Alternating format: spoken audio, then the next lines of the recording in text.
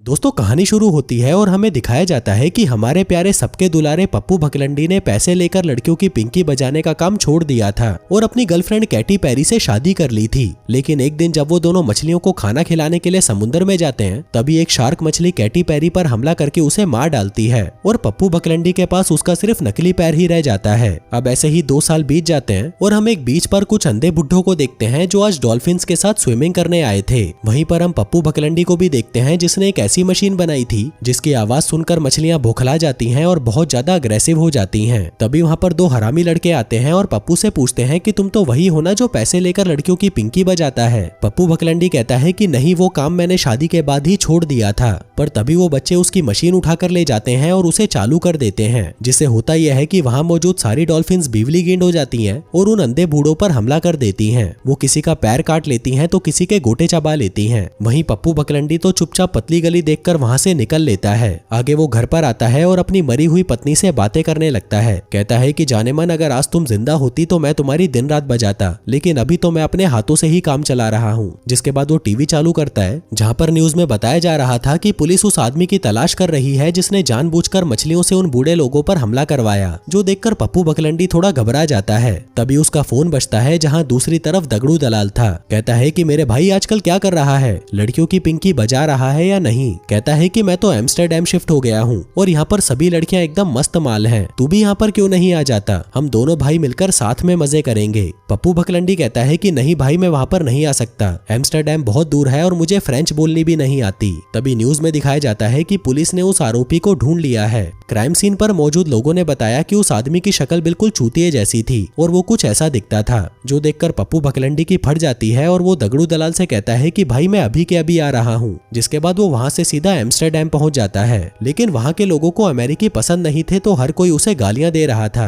आगे उसे वहाँ पर एक लड़की दिखाई देती है जो कि बिना ब्रा पहने शीशा साफ कर रही थी। वहीं पप्पू भकलंडी उसे थोड़ा पास आकर शीशा साफ करने को कहता है ताकि वो उसकी चूचियां साफ साफ देख सके। इसके बाद वो अपने दोस्त दगड़ू दलाल से मिलता है जिसने एक बोट खरीद ली थी। दगड़ू दलाल कहता है कि भाई मैंने इस बोट के अंदर ही अपना घर बना लिया है, चल तुझे दिखाता हूँ। जिसके बाद वो उसे बोट के अंदर ले जाता है जहाँ पर हर जगह पानी भरा हुआ था और दगड़ू दलाल उस पानी में ही रहता था। वो कहता है कि भाई मूतने के बाद टॉयलेट सीट बंद कर देना, मैं नहीं चाहता कि मेरा बाथरूम गीला हो। पप्पू भकलंडी पूछता है कि यहाँ पर इतना सारा पानी क्यों है। जिस पर दगड़ू दलाल कहता है कि भीसड़ी के अमीर लोग ऐसे ही रहते हैं। इसी दौरान वहाँ पर एक आदमी चिकन चाउमीन आता है और कालिया से कहता है कि अब मैं तेरा ये काम नहीं कर सकता, मुझे मेरी जान ज्यादा प्यारी है। कालिया कहता है कि भीसड़ी के अगर तूने मेरा काम नहीं किया ना तो मैं तेरे को जिस गटर से उठाकर लाया था वहीं फेंक दूंगा। चिकन चाउमीन कहता है कि तेरे को जो करना है कर ले, लेकिन मैं अपना नुन्नू कहीं और घुसाने जा रहा हूँ। जो कहकर वो वहाँ से चला जाता है। आगे दगड़ू दलाल पप्पू भकलंडी को एक कैफे में लेके जाता है जहाँ पर वो उसे बताता है कि मैं एम्स्टर्डम में धंधा करने आया था। मैंने सोचा था कि यहाँ पर मेरी ज्यादा कमाई हो जाएगी क्योंकि यहाँ की लड़कियां अपनी पिंकी पिटवाने के लिए 24 घंटे तैयार रहती हैं। लेकिन एक दिन अचानक सभी पिंकी प्रेमियों के मर्डर होना शुरू हो गए। इसी दौरान वहाँ पर एक वेटर आता है और उन्हें गांजा फूकने को देता है। पप्पू भकलंडी कहता है कि कॉफी शॉप में खुलेआम माल कैसे बिक सकता है। दगड़ू दलाल कहता है कि यहाँ पर ऐसे ही होता है, अपने आसपास देख हर कोई नशेड़ी गंजेड़ी बैठा है। जिस दौरान वहाँ पर एक पुलिस वाला आता है जिसको देखकर पप्पू भकलंडी की फट जाती है। पर तभी वो पुलिस वाला दगड़ू दलाल के पास आता है और अपने लाइटर से उसकी जॉइंट जलाता है। कहता है कि तुमने ये सही नहीं बनाई, अगली बार मैं तुम्हें बना के दूंगा। वहीं पप्पू भकलंडी ये देखकर बौखला जाता है कि यहाँ पर तो सब कुछ लीगल है। कालिया उससे पूछता है कि तू भी जॉइंट मारेगा क्या। पप्पू भकलंडी कहता है कि नहीं, मैं मुट्ठी के अलावा और कुछ नहीं मारता। तभी वहाँ पर एक पिंकी प्रेमी बबलू बुरचट्टा आता है। दगड़ू दलाल उसे देखकर कहता है कि भाई इससे मिल, ये मेरा दोस्त है पप्पू भकलंडी और ये अमेरिका में तेरे जैसा ही एक पिंकी प्रेमी है। बबलू बुरचट्टा हंसने लगता है और कहता है कि ये चूतिया तो 5 सेकंड भी नहीं टिक पाता होगा। दगड़ू दलाल उसे पूछता है कि भाई आजकल तेरा रेट क्या चल रहा है। वो कहता है कि मेरा रेट सुनकर तेरी गींड फट जाएगी, इसलिए अच्छा यही रहेगा कि तू इस पप्पू भकलंडी के साथ ही धंधा कर। तभी पप्पू भकलंडी पूछता है कि यहाँ पर धंधा करना भी लीगल है। वो कहता है कि हाँ, यहाँ पर तो धंधा करने वालों को राष्ट्रपति पुरस्कार भी मिलता है, लेकिन अगर मेरे साथ बबलू बुरचट्टा होता ना तो मैं खूब पैसे छापता। तुझे पता है कि उसका हथियार 9 इंच का है और लड़कियां उसका लेने के लिए हमेशा पागल रहती हैं। इसी दौरान एक वेटर उन्हें चॉकलेट केक देकर जाता है। पप्पू भकलंडी पूछता है कि ये क्या है। दगड़ू दलाल कहता है कि ये स्पेस केक है जिसको एस्ट्रोनॉट स्पेस में जाने से पहले खाते हैं। पप्पू भकलंडी उसे खाने लगता है और कहता है कि मैंने कभी नशा नहीं किया और ना ही कभी करूंगा। जो कहकर वो उस केक की 15-20 प्लेटें चट कर जाता है। लेकिन फिर थोड़ी देर बाद हम देखते हैं कि पप्पू भकलंडी के कुत्ते फेल हो चुके थे। उसे इतना भयंकर वाला नशा हो गया था कि वो दीवार पर लगी लड़की की पेंटिंग से बातें करने लगता लगता है। वहीं वो लड़की उसे अपने पास बुलाती है तो पप्पू बकलंडी उसे बजाने के लिए उस पेंटिंग के अंदर घुस जाता है। तभी वो लड़की उसे कहती है कि मुझे एक मर्द चाहिए, पर ऐसा मर्द नहीं जो कोई बॉडी बिल्डर हो या जिसका औजार 9 इंच का हो। मुझे एक ऐसा चाहिए जो एकदम चमन चूतिया हो और उसका औजार 4 इंच का हो, ऊपर से वो बेरोजगार हो तो सोने पे सुहागा। ये सुनकर पप्पू बकलंडी खुश हो जाता है और कहता है कि जाने मन मैं ही हूँ वो, मैं बेरोजगार हूँ, चमन चूतिया हूँ और मेरा औजार भी 4 इंच का ही है। लड़की कहती है कि अगर वो मर्द गंदी फिल्में देखकर मुट्ठी बजाने वाला हो तो मुझे और पसंद आता है। पप्पू बकलंडी कहता है कि हाँ हाँ मैं ये भी करता हूँ। लड़की कहती है कि फिर तो जल्दी से मुझे चूसना शुरू करो। पप्पू बकलंडी उसके पास जाता है और उसे काटने लगता है, पर तभी हम देखते हैं कि वो तो दगड़ू दलाल की चूचियां चबा रहा था। दगड़ू दलाल कहता है अबे ठरकी नशेड़ी मेरे मम्मे चबाना बंद कर। पप्पू कहता है कि पता नहीं भाई मुझे नशा कैसे हो गया। कालिया कहता है कि तुझे कॉफी शॉप क्या लाया, तू मेरे दुद्धू चूसने लगा। वो तो अच्छा हुआ किसी ने देखा नहीं, वरना सब मुझे छक्का समझते। जिसके बाद वो उसे अपना एक एम्प्लॉय दिखाता है जो उसके लिए पिंकी बजाने का काम करता था। पप्पू बकलंडी पूछता है कि इस बुड्ढे का खड़ा भी होता है। कालिया कहता है कि ये बुढ़ा तो लड़कियों की चीखें निकाल देता है, लेकिन आजकल ये लोग काम करने में कुछ ज्यादा ही बहाने बना रहे हैं, इसलिए इन लोगों की गींड तोड़नी पड़ेगी। जो कहकर वो उस बुढ़े के पीछे चला जाता है। वहीं दूसरी तरफ हम बबलू बुरचट्टे को देखते हैं जो कि घर जा रहा था, पर तभी एक अंधेरी गली में कोई उसे दबोच लेता है। वहीं बबलू बुरचट्टे की फटकर 64 हो जाती है और वो उसे कहता है कि तुम मुझे जानते हो मैं कौन हूँ। मैं लड़कियों की ऐसी सर्विस करता हूँ कि वो मरते दम तक मुझे भूलती नहीं। अगर तुम चाहो तो मैं तुम्हारी सर्विस भी कर सकता हूँ, लेकिन अभी नहीं, तुम कल मेरे घर पर आ जाना। पर वो इंसान बबलू बुरचट्टे को वहाँ से जाने नहीं देता। वहीं पप्पू बकलंडी भी उसी गली से जा रहा था और तभी वो बबलू बुरचट्टे को वहाँ पर बेहोश पड़ा हुआ देखता है। वो उसके पास आता है और उसे उठाने की कोशिश करता है, लेकिन फिर भी जब वो नहीं उठता तो वह उसे अपने कंधों पर उठाकर दगड़ू दलाल की बोट पर ले आता है। फिर वो टीवी चालू करता है जहाँ पर एक लड़की अपने सारे कपड़े उतारकर मौसम की जानकारी दे रही थी। पप्पू बकलंडी का तो उसे देखते ही तन जाता है और वो कहता है कि अब तो ये चैनल मैं रोज देखूंगा। तभी कालिया भी वहाँ पर आ जाता है और पप्पू से पूछता है कि ये यहाँ पर क्या कर रहा है। वो कहता है कि मुझे ये बेहोश पड़ा मिला था तो मैं इसे यहाँ पर उठा लाया, लेकिन जैसे ही कालिया उसे चेक करता है वो कहता है कि भीसड़ी के ये तो मर चुका है। पप्पू कहता है कि नहीं यार ऐसा नहीं हो सकता। जिसके बाद वो दोनों उसके सर पर अलग अलग चीजें गिराकर ट्राई करने लगते हैं और उन सबसे भी जब वो नहीं उठता तो उन्हें पक्का यकीन हो जाता है कि बबलू बुरचट्टा मर चुका है। कालिया कहता है कि अबे तू उसे यहाँ पर क्यों ले आया, हम दोनों फंस जाएंगे और ये कोई नशा करके नहीं मरा है, इसे उसी पिंकी प्रेमी किलर ने मारा है। पप्पू बकलंडी कहता है कि फिर तो हमें पुलिस को बता देना चाहिए। कालिया कहता है कि तुझे पागल कुत्ते ने काटा है क्या, अगर पुलिस ने इस लाश को यहाँ पर देख लिया तो वो सबसे पहले हम दोनों को ही पकड़ेंगे, इसलिए हमें जल्दी से इसे ठिकाने लगाना होगा। जिसके बाद कालिया बबलू बुरचट्टे की बॉडी को घसीटता हुआ उसे पानी में डुबाने ले जाता है, लेकिन उसको डुबाने से पहले वो कहता है कि एक बार इसका सामान तो चेक करूं ताकि पता चले कि इतनी लड़कियां इसके सामान पर क्यों फिदा थी। जिसके बाद वो उसकी पैंट खोलकर उसके सामान को बाहर निकालने लगता है। कहता है कि भाई साहब इसका तो बुर्ज खलीफा से भी लंबा है। पर तभी वहाँ पर कुछ लोग जो कि बोट पर घूम रहे थे वो कालिये को बबलू बुरचट्टे का सामान पकड़े हुए देख लेते हैं और उसकी फोटोज खींचने लगते हैं। कहते हैं कि ये कालिया तो छक्का है। कालिया कहता है कि अबे गधों मैं कोई छक्का नहीं हूँ, मैं तो बस इसका सामान अपनी आंखों से देखना चाहता था। उधर दूसरी तरफ पप्पू बकलंडी कालिये के आने का इंतजार कर रहा होता है, पर तभी न्यूज चैनल पर खबर आती है कि पिंकी प्रेमियों को जान से मारने वाला किलर आज देखा गया, जब वो एक पिंकी प्रेमी की बॉडी को नाले में फेंक रहा था। सूत्रों के मुताबिक ये कालिया एक छक्का है जो अपने शौक के लिए पिंकी प्रेमियों को मारता है। वहीं ये देखकर पप्पू बकलंडी वहां से भागने की कोशिश करता है, पर तभी पुलिस उसे पकड़ लेती है। जिसके बाद उसे पुलिस स्टेशन ले जाकर उससे पूछताछ की जाती है। वहाँ ऑफिसर टिल्लू तिलारा उसे कहता है कि सच सच बता दे कालिया कहाँ पर है। पप्पू बकलंडी कहता है कि आपकी माँ की कसम मुझे नहीं पता। टिल्लू तिलारा कहता है कि सुन भीड़ के लिमण, खून तो तेरे दोस्त कालिये ने ही किया है। पप्पू कहता है कि नहीं उसने कुछ नहीं किया। ऑफिसर कहता है कि अगर उसने कुछ नहीं किया तो वो उस आदमी की पैंट खोलकर उसमें क्या देख रहा था।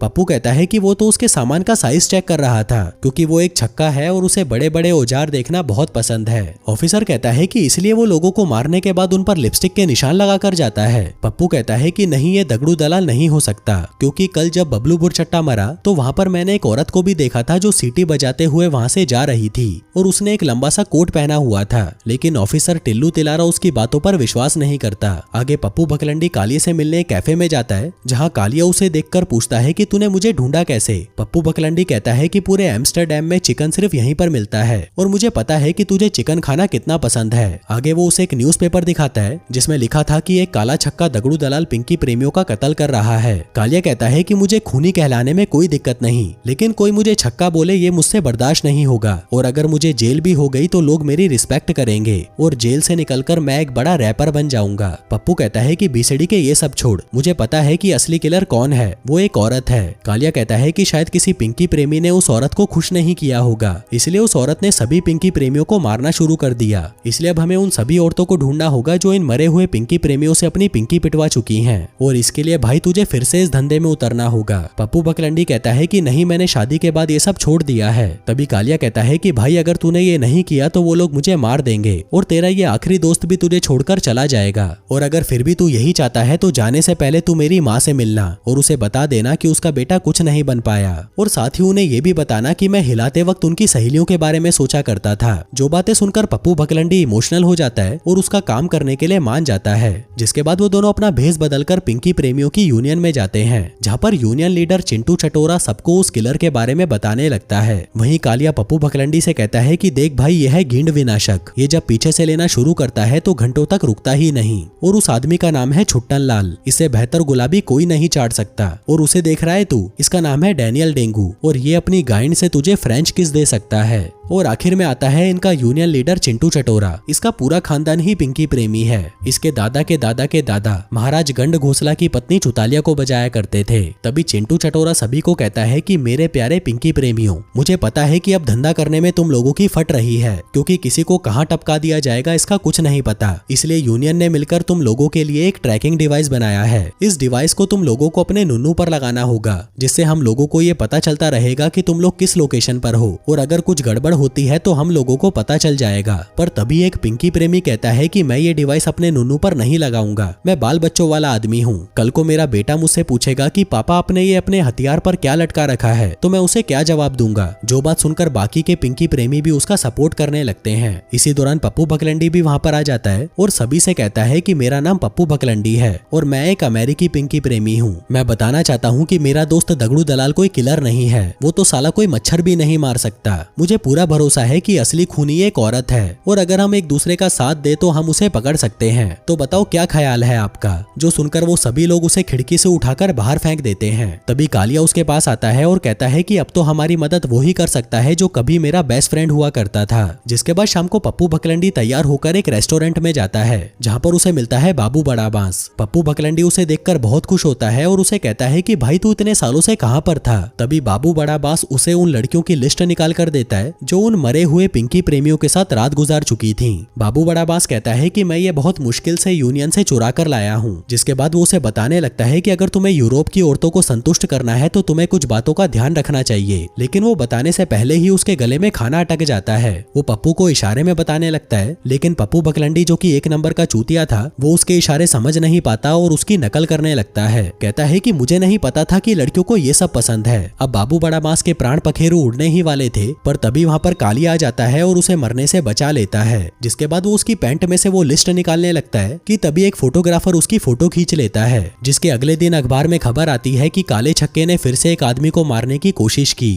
फिर अगले दिन पप्पू बकलंडी उस लिस्ट की पहली क्लाइंट के घर पर जाता है जो एक बहुत बड़ी औरत थी। वो पप्पू बकलंडी को अंदर ले जाती है और उसे बताने लगती है कि मुझे बच्चे बहुत पसंद है, लेकिन मैं कभी बच्चे पैदा नहीं कर सकती। पप्पू कहता है कि सॉरी यार, मुझे ये सुनकर बहुत बुरा लगा। औरत कहती है कि ठीक है, अब ये सब बकचोदी छोड़ो और अपने कपड़े उतारो। उधर कालिया चुपके से उस औरत के घर में घुस जाता है ताकि वो वहाँ पर कोई सबूत ढूंढ सके। जिस दौरान वो वहाँ पर रखे हुए फ्रेंच फ्राइज को उठाकर खाने लगता है, लेकिन तभी अचानक उससे वो फ्राइज कमोड में गिर जाते हैं, तो वो उन्हें कमोड में से निकाल कर खाने लगता है। उधर नीचे वो औरत पप्पू बकलंडी को बच्चों के कपड़े पहनाकर उसके साथ खेलने लगती है, जिसमें पप्पू बकलंडी को बिल्कुल भी मजा नहीं आ रहा था। वो वहाँ से भागने की कोशिश करता है, पर तभी वो औरत उसे पकड़कर अपना दूध पिलाने लग जाती है। वहीं ऊपर फ्राइज खाने के बाद कालिया उसके टॉयलेट में मूतने लगता है, लेकिन तभी वहाँ पर उस औरत की पालतू बिल्ली आती है और कालिये के गोटे चबा डालती है, क्योंकि उस बिल्ली को छोटे कंचों से खेलना बहुत पसंद था। वहीं किसी तरह उस औरत से अपनी जान छुड़ाकर पप्पू बकलंडी ऑफिसर टिल्लू तिलारा के पास आता है और उसे बताता है कि मुझे ये लिपस्टिक बबलू बुरचट्टे के कस्टमर के घर पर मिली और मुझे लगता है कि वही खूनी होगी। टिल्लू तिलारा कहता है कि वो खूनी जो लिपस्टिक यूज करती है वो लेवेंडर लव नंबर 66 है, जो इतनी आसानी से कहीं पर भी नहीं मिलती।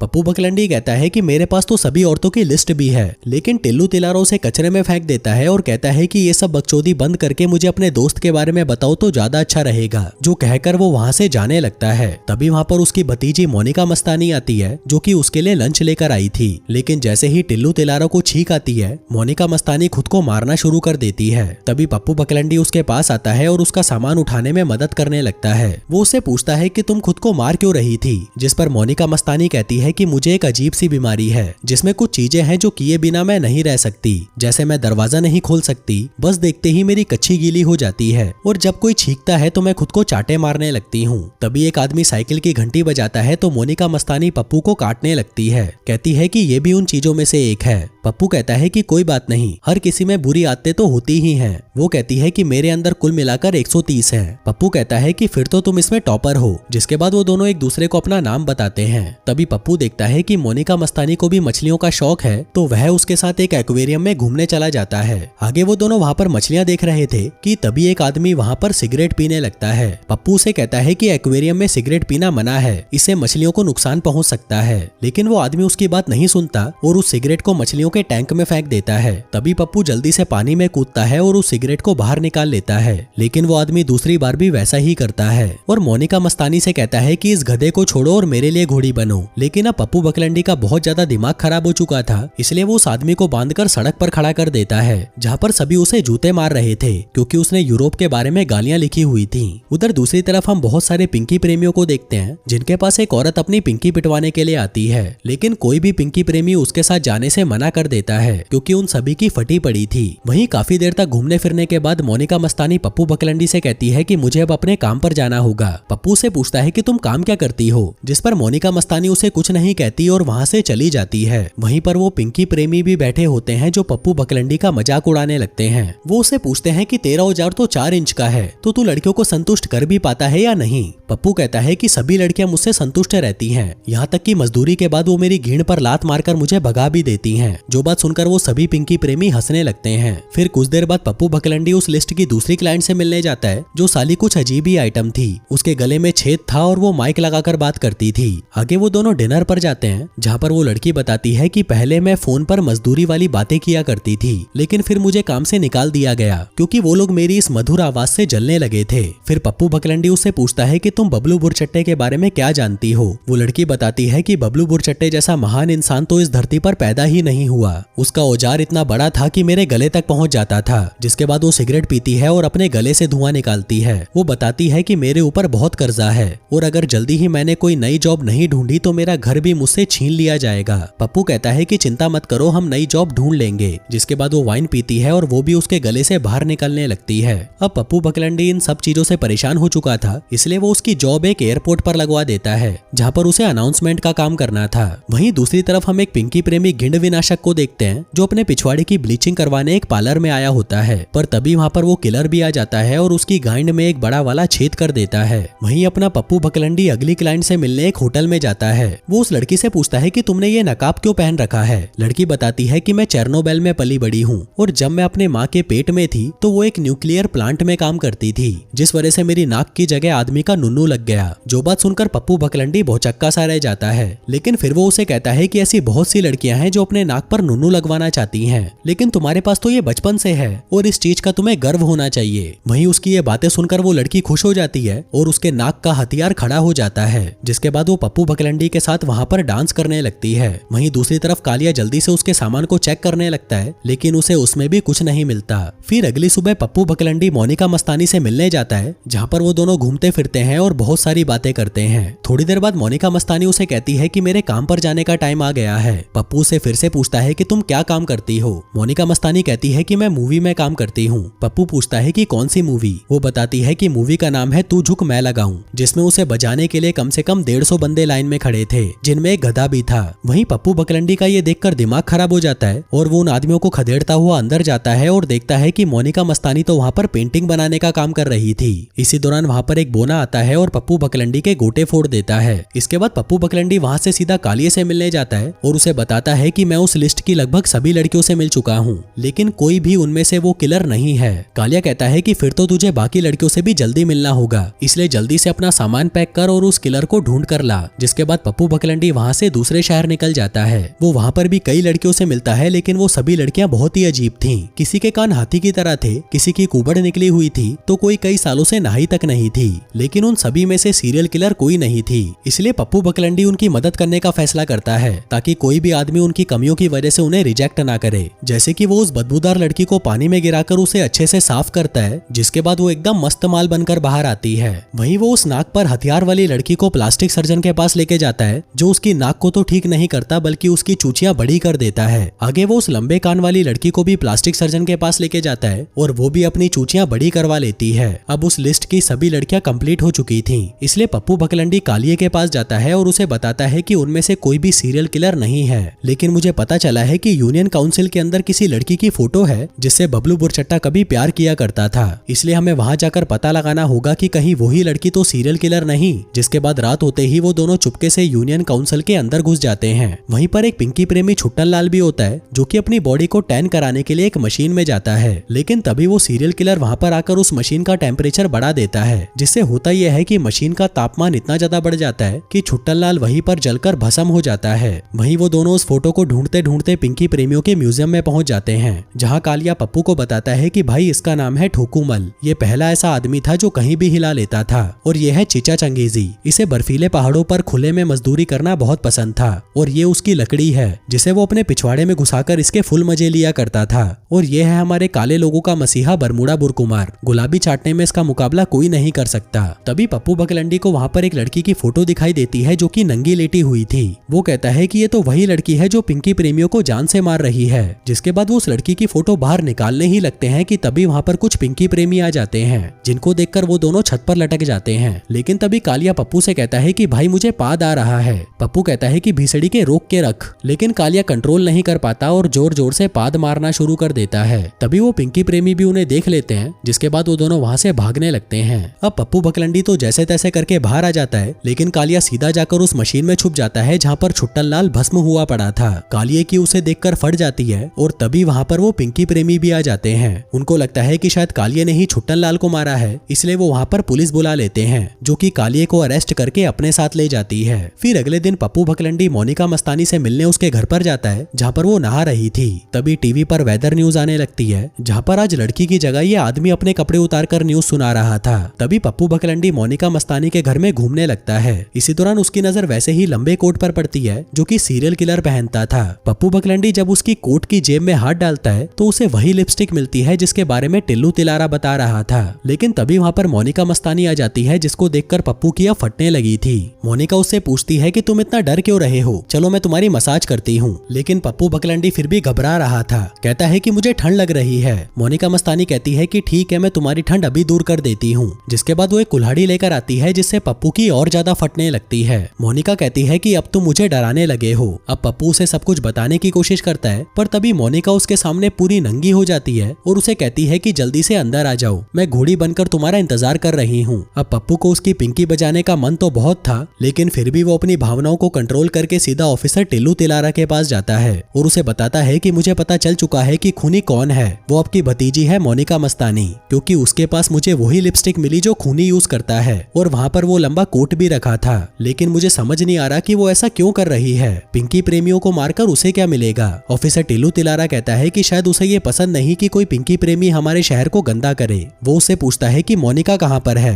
पप्पू कहता है कि आपके घर पर। ऑफिसर कहता है कि ठीक है, मैं अभी जाकर उसे पकड़ता हूँ। जिसके बाद वो अपने बैग में हथियार डालकर मोनिका को पकड़ने के लिए निकल जाता है। वहीं घर पर मोनिका मस्तानी मस्त तैयार होकर न्यूज देख रही थी, जिसमें बताया जा रहा था कि आज सारे पिंकी प्रेमी एक अवार्ड शो में इकट्ठा होने वाले हैं। तभी मोनिका को वहाँ पर उस अवार्ड शो की एक टिकट मिलती है, जिसको देखकर वो समझ जाती है कि वो खूनी कोई और नहीं बल्कि उसका अंकल टिल्लू तिलारा है। तभी वहाँ पर टिल्लू तिलारा भी आ जाता है और उसको कहता है कि मैं इन सभी पिंकी प्रेमियों को मार डालूंगा। मोनिका पूछती है कि पर आप ऐसा क्यों कर रहे हो। वो बताता है कि ये सभी लोग हमारे देश को गंदा कर रहे हैं और मैं उन्हें ऐसा बिल्कुल नहीं करने दे सकता। मैं बस एक बटन दबाऊंगा और वो सभी लोग मारे जाएंगे, जिसके बाद मैं इसका इल्जाम तुम्हारे प्रेमी पप्पू बकलंडी पर डाल दूंगा। मोनिका कहती है कि नहीं, मैं ऐसा नहीं होने दूंगी। वो कहता है कि ठीक है, अगर मुझे रोकना है तो इस गेट को खोलो और आकर बचा लो अपने प्रेमी को। जिसके बाद वो पप्पू बकलंडी को अपने अपने साथ कार में लेकर वहाँ से निकल जाता है। वहीं मोनिका मस्तानी को पता था कि वो उस गेट को खोल नहीं पाएगी, लेकिन फिर भी वो किसी तरह हिम्मत करके उस गेट को खोल लेती है और उन लोगों के पीछे जाने लगती है।